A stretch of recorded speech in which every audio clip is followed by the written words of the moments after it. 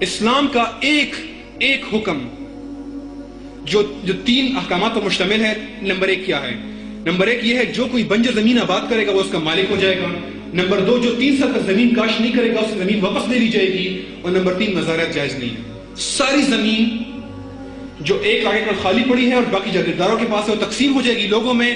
لوگوں کا روزگار کا مسئلہ، روٹی کا مسئلہ، آٹے کا مسئلہ، لوگوں کی جو غربت کا مسئلہ ایک جھٹکے سے حل ہو جائے گا۔ یہ ہے اسلام جو ایک جھٹکے سے آپ کے مسائل حل کر دیتا ہے۔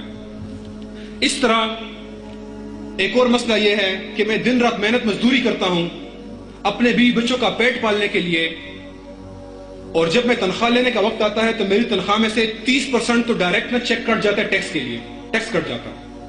اس کے بعد 70% میں گھر لاتا ہوں، اس میں سے جب میں کوئی راشن خریدتا ہوں اس میں سے 16% جی ایس ٹی کٹ جاتا ہے۔ اس کے بعد پارکنگ کی فیسیں الگ ہیں، جب پیٹرول خریدتا ہوں اس پر 35 روپے لیٹر ادھر سے کٹ جاتا ہے، جب میں بجلی کا بل دیتا ہوں اس کے اوپر سرچارج، ایڈیشنل سرچارج اور ود ہولڈنگ ٹیکس الگ کٹ جاتا ہے۔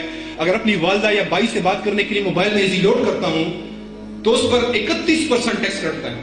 ملا کے 31% ٹیکس میرے موبائل کے ایزی لوڈ سے کٹ جاتا ہے۔ یار تنخواہ میں میرے پاس بچتا کیا ہے؟ یہ تو میں زرداری کا پیٹ پالنے کے لیے محنت کر رہا ہوں۔ زرداری فنڈ میں سارے چیز جمع ہو رہے ہیں، کام ہم کر رہے ہیں، محنت مزدوری ہم کرتے ہیں، تنخواہ ساری کی ساری زرداری فنڈ میں جمع ہو رہی ہے۔ تو ہم کیسے غریب نہیں ہوں گے؟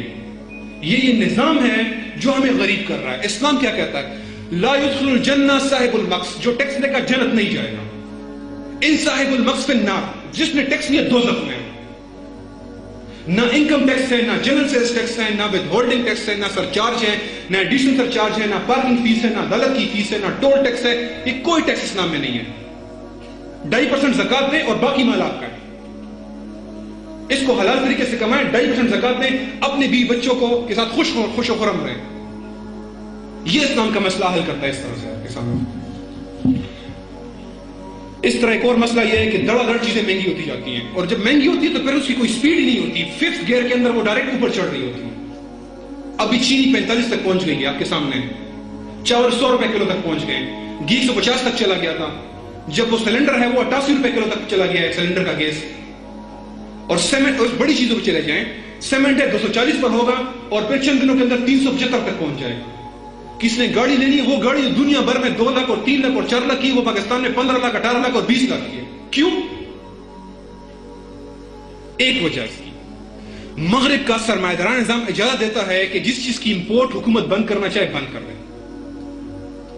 اسلام ایک حکم سے مسئلہ حل کر دیتا ہے، امپورٹ پر کوئی پابندی نہیں ہے۔ خلافت کا شعری ہے، وہ جو چیز امپورٹ کرے گا اس کے اوپر نہ ایکسائز ہے، نہ کسٹم ہے، نہ کوئی بھی ڈیوٹی نہیں ہے اس کے اوپر۔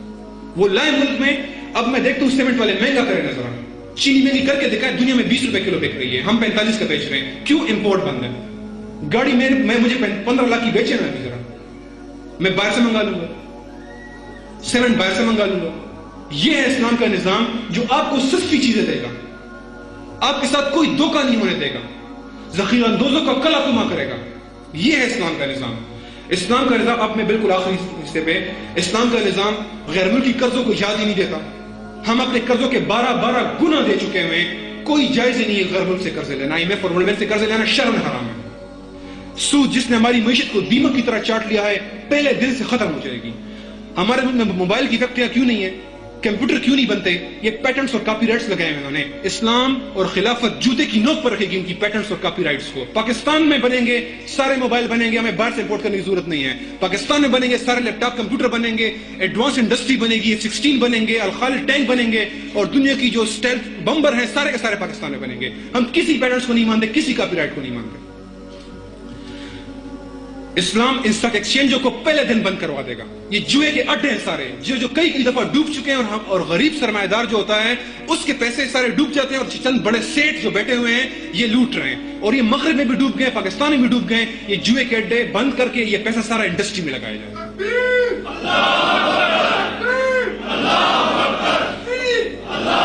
اور اگر کسی شخص اس کے باوجود اس کے پاس روزگار نہیں ہے، اس کے پاس پیسہ نہیں ہے، یا وہ اپنے گھر والوں کو نہیں کھلا سکتا، تو خلافت اور خلیفہ ڈائریکٹ ذمہ دار ہوگا۔ ہم خلیفہ کو گردن سے پکڑیں گے اگر کسی شخص کو خودکشی کی ضرورت پیش آئی۔ کیوں؟ اس کے پاس جواب نہیں ہے اس کا۔ ہر بندے کی بنیادی ضروریات گارنٹی کرے گا وہ خلیفہ براہ راست۔ آخری حد خلیفہ ہے، اس کے بعد کوئی حد نہیں ہے. خلیفہ ذمہ دار ہے ڈائریکٹ کسی بندے کی بھوک افلاس کا اور اس کے مسائل کا، وہ جواب دے گا. اور اس طرح اسلام نے جو وسائل ہمیں عنایت کیے ہیں، خلافت اس سے بڑی بڑی انڈسٹریاں خود لگائیں گی تاکہ ہمارے سارے لوگوں کو روزگار مل سکے. اور انشاءاللہ تعالی خلافت ایک ایسی ریاست ہوگی جس میں دنیا کے خوشحال ترین لوگ بستے ہیں، جہاں ایک بار پھر کوئی بھی زکوٰۃ دینے والا انشاءاللہ تعالی نہیں ہوگا. اور اللہ سبحانہ وتعالی نے فرمایا وَلَوْ أَنَّهُمْ أَقَامُوا التَّوْرَاةَ وَالْإِنْجِيلَ وَمَا أَنزَلَ إِلَيْهِمْ مِنْ رَبِّهِمْ لَأَكُلُوا مِنْ فَوْقِهِمْ وَمِنْ تَحْتِ